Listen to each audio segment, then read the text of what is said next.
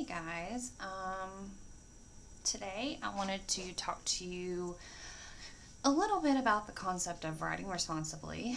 This is something that's often framed as plagiarism or how not to plagiarize, and we are going to talk a little bit about that in a few minutes, but I prefer to talk about this from kind of a more positive perspective.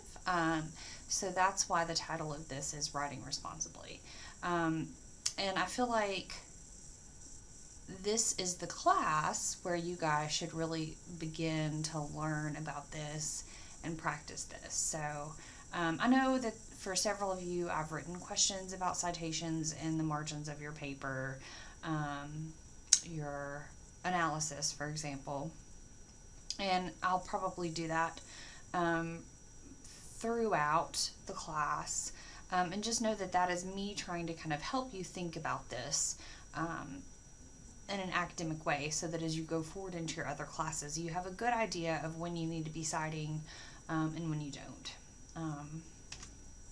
Okay, so what does it mean to write responsibly? So you've probably always heard this whole idea of like there is no such thing as an original idea, right? So that's not necessarily true, but you know, we say ideas are infinite, but they all have their origins somewhere.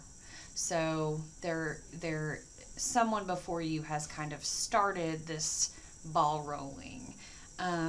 So when we use the ideas of others, whether we use them directly or we use them to inspire our own thoughts and ideas, it's really important that we recognize those origins within our own work. And this is what we call responsible writing.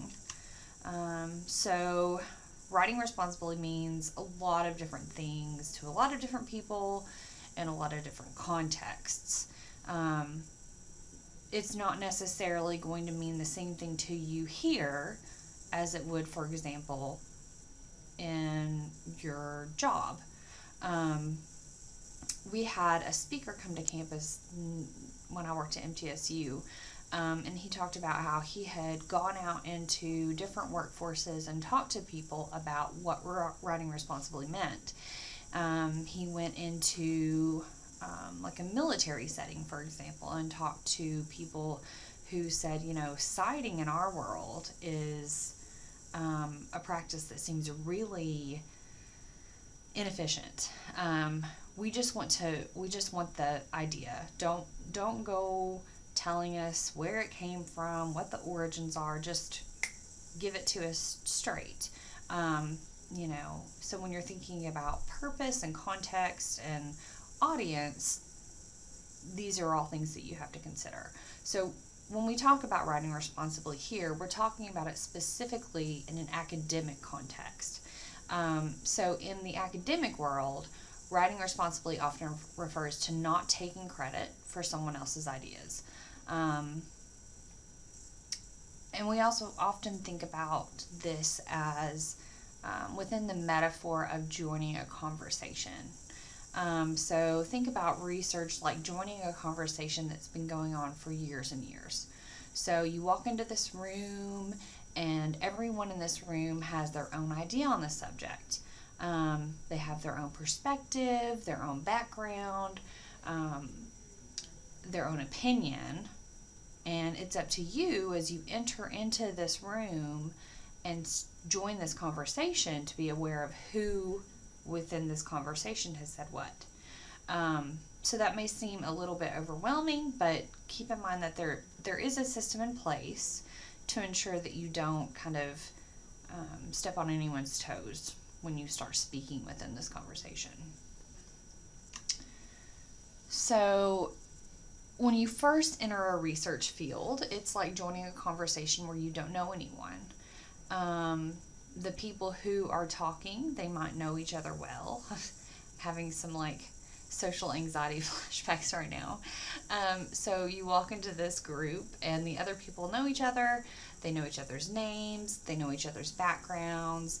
They've had lots of conversations before, maybe some academic arguments. So it's up to you to learn these people's different names and what makes them unique. What are their perspectives? And also to pay attention to how they're speaking. So before kind of joining the conversation, ask yourself, are they using jargon? Are they using technical terms that are specific to their field? Are they being formal with each other, or are they being informal with each other? What are their expectations? My background is in English, and that's sort of twofold. So I have a background in English literature, which is super formal. So when I would write for that, it required a lot of very formal language. But I also have a background, what's called composition and rhetoric, and that's the study of writing. And composition and rhetoric is much more informal, much more qualitative, and there's a lot of storytelling and things like that. And so I know, depending on which conversation I'm entering, that there are kind of different expectations for each of those contexts. So this whole understanding what's being said and how it's being said, it's the same way for writing research papers, and this is going to be a good thing for you guys to keep in mind as you go into your other classes. So your writing is your first entry into that conversation. It's important for you to find out what's already been said and who has said it. And then when you mention that idea, it's important to give credit to the person who said it. And the way that you do this is by citing. And we'll get more into what citing actually specifically looks like, because there are different ways to do it. But every research field has a chosen citation style, or they've developed one of their own. There's actually an American Dairy Association citation style. So any of you who are going into agriculture, you may run into that. It's one of my favorites. And then each of these citation styles prioritizes different information. So this allows you to easily keep track of whose idea is whose, and some of you may be familiar with some of these styles. You may have used them in the past. The two that you run into the most are MLA and APA. MLA is what we're encouraged to use in composition. It's often used in your general education courses, and that's the Modern Language Association. If you're going into the social sciences or health, APA, or the American Psychological Association, is what you'll often use.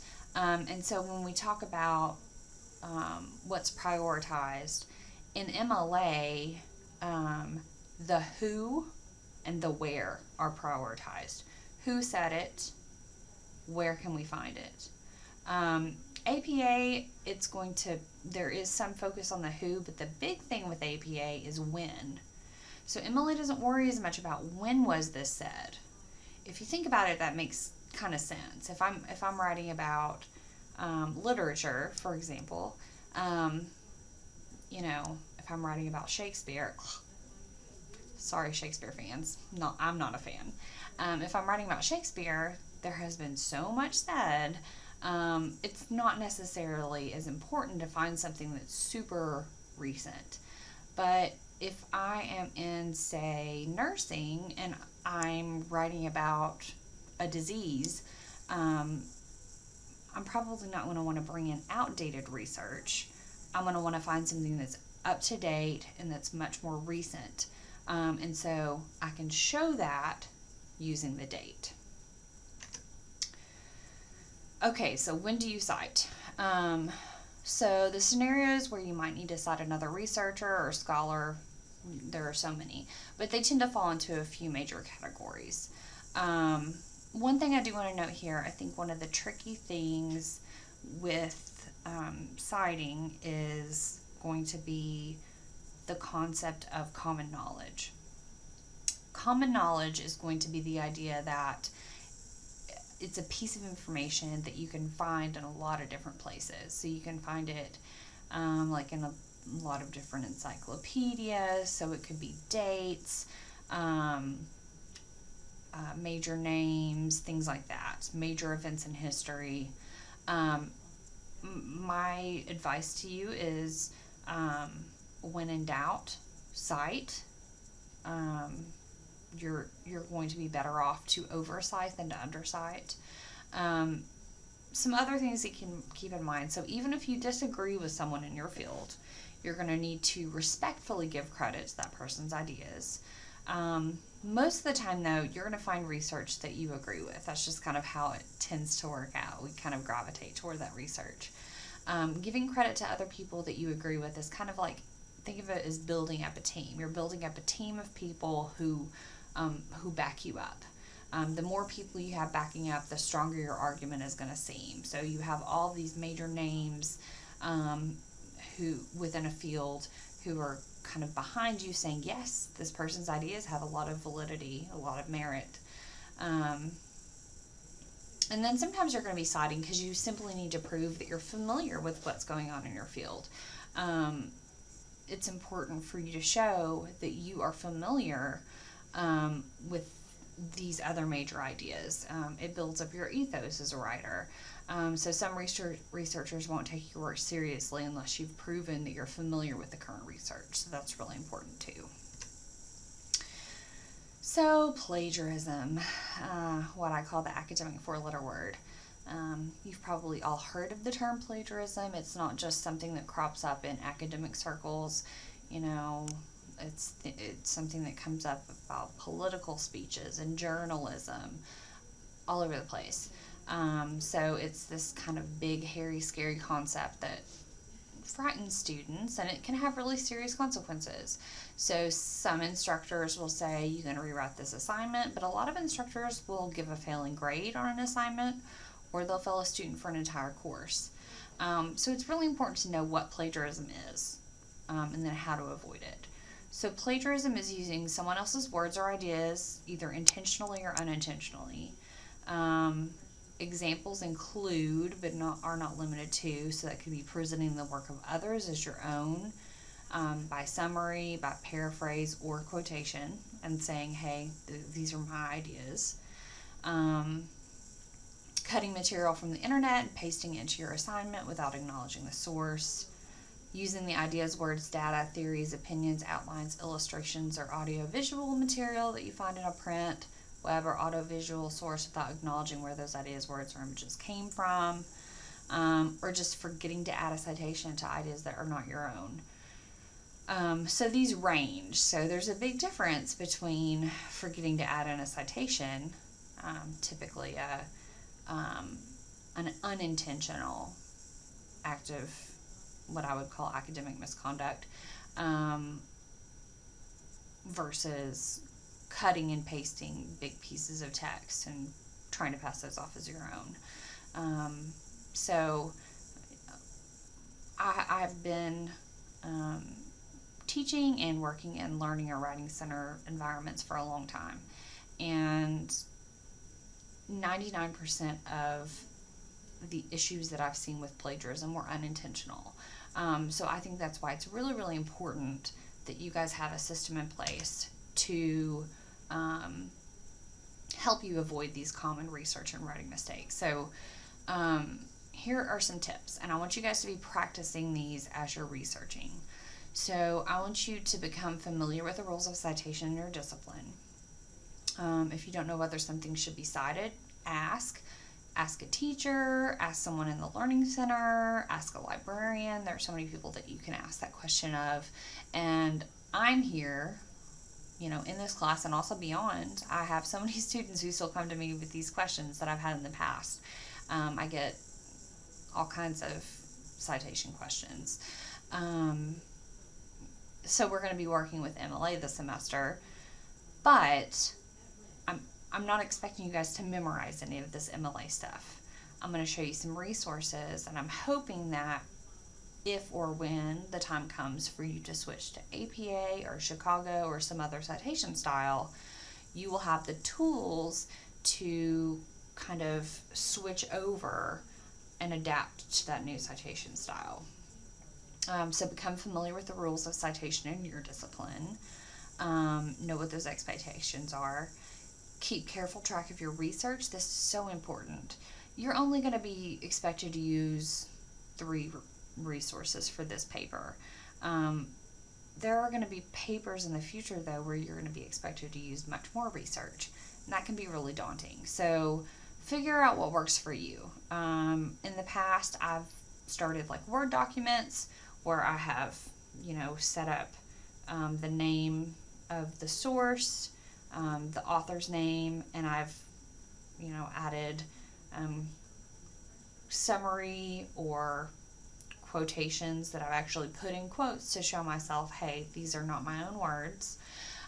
Or I have highlighted relevant information when I've printed sources out. Just something that so you can keep careful track of your research.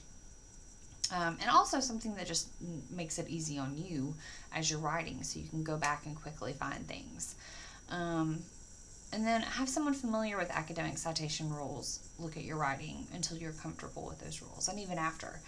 When I was writing my master's thesis, it ended up being 136 pages long.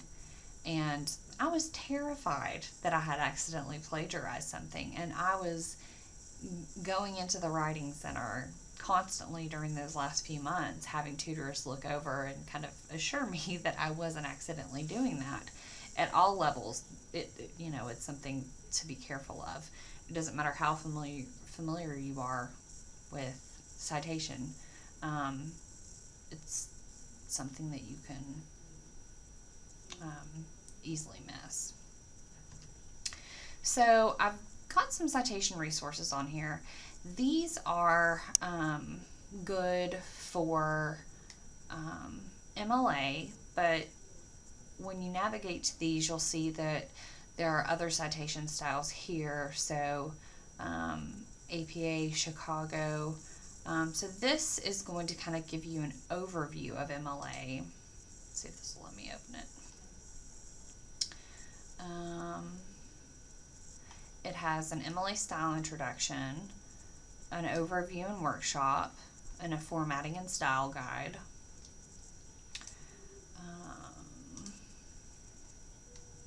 This is going to give you some information on MLA citations.